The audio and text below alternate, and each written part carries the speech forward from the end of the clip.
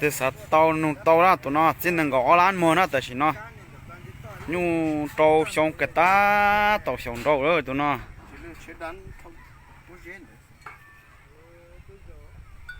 đặt thao chế chế đá nằm mà thao bao nhiêu đó tàu xong đâu ơi tụi nó họ mất tròn đâu rồi từ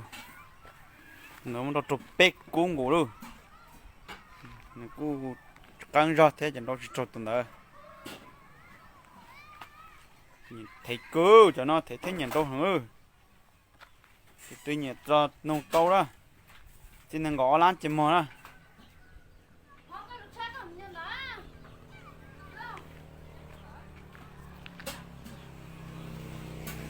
chỉ nhẹ chỉ đi đó nhẹ chỉ nông tàu đó cú rong một nó cú chỗ xịt ta tao rồi nhìn đâu ta ra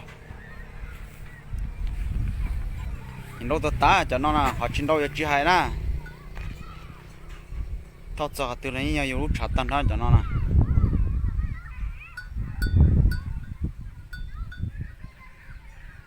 phụ ta rồi đâu nó rau lò là phụ hàng là tao hồi là rong không là rong nữa cú rồi chỗ xịt tài nữa cho nó